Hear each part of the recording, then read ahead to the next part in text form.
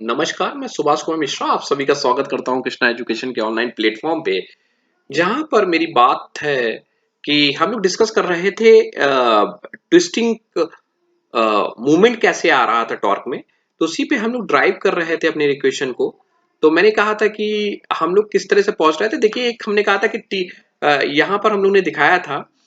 तो ये सी theta L बटे टाउ आर, जरा ध्यान से देखना कि मैं इसको जरा काटू नहीं। तो बच क्या रहा है, सी थीटा बटे एल इंटू पाई आर की पावर 4/2। जरा ध्यान देना, ये पाई बटे आर स्क्वायर जो है ये क्या होता है, जरा इसको in the term of radius. तो वी नो दैट कि R is equal to D by to.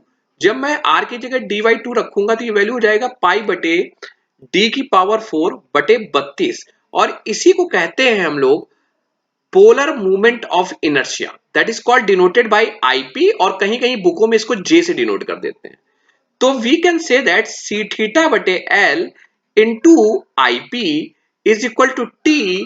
तो T upon I P is equal to C theta बटे एल। और ये इक्वेशन हो गई हमारी थर्ड। तो हमारी इक्वेशन देखिएगा, कंपेरिजन करिएगा। एक तो इक्वेशन हमें ये मिली थी, क्या मिला था, टाउ बटे R is equal to C theta बटे एल। और एक इक्वेशन क्या है हमारी, T upon I P is equal to C theta L, मतलब राइट हैंड साइड इक्वल है। तो इज इक्वल टू क्या लिख सकते हैं, T upon I P. This is called the this is called the torsion equation. बहुत पूछता है मैकेनिक्स में कि टॉर्जन इक्वेशन क्या होता है, आप लोग का पहली चीज। अब जरा इसमें मैं एक पूछता हूं कि शाफ्ट की स्ट्रेंथ क्या है जो हम लोग ड्राइव कर रहे थे। जरा यहीं रुक जाना 2 मिनट के लिए कि सुभाष सर की शाफ्ट की स्ट्रेंथ क्या है, तो टॉर्क कितना वो सह सकता है। तो देखो, यहीं पे जो हम लोग ने कन्वर्ट किया ना, कन्वर्ट करो। अब मैं आपको दिखा रहा हूं कि मैं अलग एक कि मैं यहीं पे आपको दूसरे पेन से कलर चेंज करके कि मैं कहूं T is equal to what. हमारे ये आ रहा था। तो देखिएगा, C theta upon L is equal to what, pi R square, sorry इसको क्रॉस लगा देता, पाई पाई आर की पावर 4/2 ये था। अभी तो मैंने पोलर मूवमेंट ऑफ इनर्शिया आपको बताया।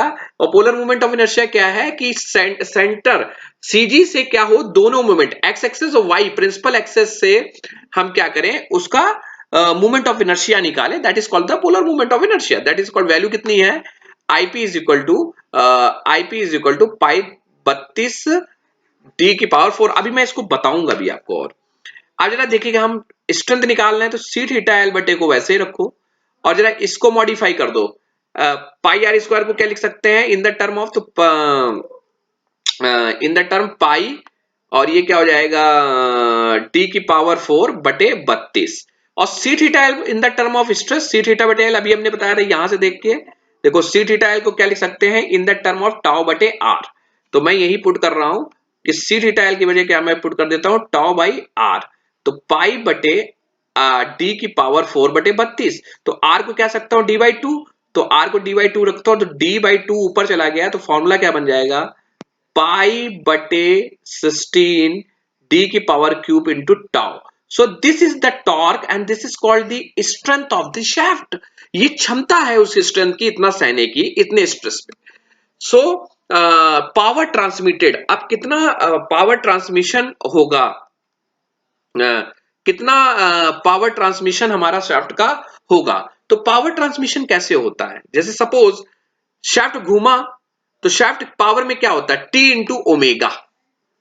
पावर इज इक्वल टू, मतलब कितना हमने टॉर्क दिया और कितने ओमेगा से वो घूमा, ये कितना पावर लगाना पड़ा, वो मूव कितना कर गया, हाउ मच वर्क डन। तो मतलब कितना टॉर्क लगाया और कितना शाफ्ट ट्विस्ट हो गया, that is called the T into omega. And omega is equal to क्या, T into 2 pi n upon 60। That is called the power of the shaft. Once the expression of torque for a solid or hollow shaft is a power transmitted shaft के क्या होता है, T into omega, and omega is equal to angular speed, तो 2 pi n upon 60, that is called what, तो power of the shaft is denoted by T into omega. This is the power of the shaft. Next sum polar movement of inertia, पहले discuss कर चुके। Polar movement of inertia हमने क्या कहा था, polar movement of inertia of the plane figure. जैसे if suppose the figure is this, तो the centre of this, तो this is the X axis and this is the Y axis. polar moment of inertia about an perpendicular axis, either it x axis or the y axis plane of figure passing through the CG। तो ये एक तो यहाँ x access से दो access हो गए, एक हो गया y। तो मूवमेंट ऑफ इनर्शिया होता क्या है सर्कुलर सेक्शन के लिए, पाई डी की पावर 4/64 x एक्सेस में और पाई डी की पावर 4/64 y एक्सेस में। तो दो का क्या हो जाएगा, पाई डी की power 32, that is called the IP. दो मूवमेंट ऑफ इनर्शिया पे आईपी लेते हैं आप, लेकिन इसको मैथमेटिकली कैसे? देखो अभी हमने एक डेरिवेशन आपको यहां बताया था, डीटी जो निकाला था हमने, कहीं इसको किया था, जरा ध्यान से देखिएगा स्टेप जो सेकंड वीडियो में, कि डीटी इज इक्वल टू हम लोग क्या कर रहे थे, जरा ध्यान से देखिएगा, डीटी इज इक्वल टू हमारा निकल के क्या आ रहा था, in the term of shear stress into 2 pi R square D R निकल रहा था। ये जो आर स्क्वायर, देखो टाउ को कांस्टेंट और 2 पाई, जरा इसको इंटीग्रेट कर रहे थे 0 से टी dt को, और जरा इसको इंटीग्रेट कर रहे थे 0 से R square into D R. ये 0 से आर डी आर को जो इंटीग्रेट कर रहे हैं, यही पोलर मूवमेंट ऑफ इनर्शिया। जरा ध्यान से देखिएगा,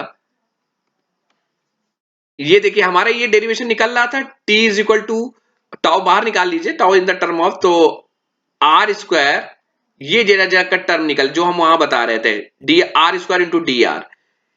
यही क्या है, हम लोग देखिएगा, हम मूवमेंट ऑफ इनर्शिया में ये तो करते थे I is equal to M R square, तो एम इज द, तो यहाँ एरिया है, तो ए इंटू आर स्क्वायर। तो movement of inertia of circle about a axis perpendicular to the plane of circle passing through the centre of series, तो that is called pi D 4। और हम पहले ही equation drive कर चुके हैं कि T upon I P is equal to C theta L upon tau by R, this is called the polar. तो हम लोग ने कितनी चीजें डिस्कस की, कि टॉर्जन इक्वेशन हमने डिस्कस किया, पावर ऑफ द शाफ्ट, हमने strength of the shaft and polar movement of inertia हम लोग ने यहां पर डिस्कस किया। अब ऑन द नेक्स्ट वीडियो हम लोग डिस्कस करेंगे पोलर मॉडुलस क्या होता है। लेकिन अभी हम बताते हैं पोलर मॉडुलस बेसिकली है क्या आपका, कि पोलर मॉडुलस जो है it is a ratio of movement of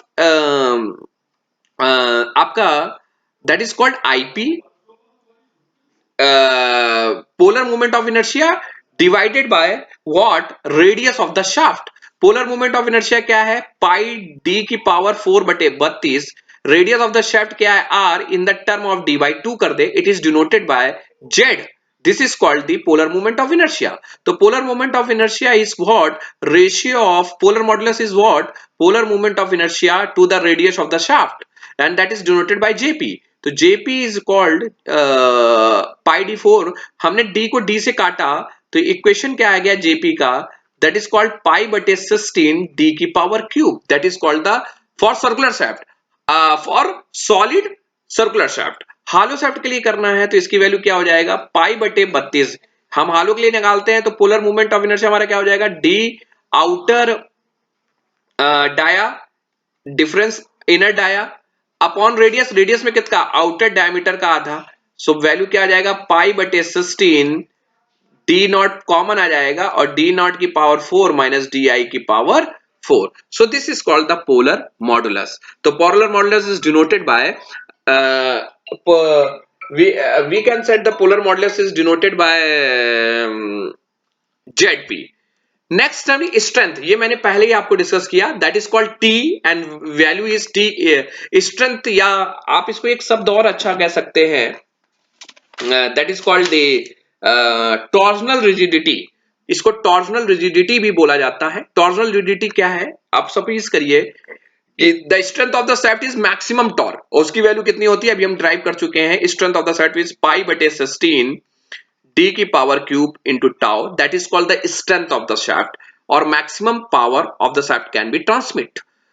torsional rigidity क्या है, torsional rigidity is what, the derivation is called T upon IP is equal to C theta upon L, C theta upon L. जरा ध्यान से देखिएगा कि C T upon theta is equal to C into IP upon L.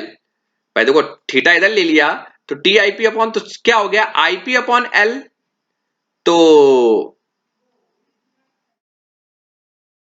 T upon, आप और क्या कर सकते, तो सी एल क्या होगा, सी आई पी, तो द CIP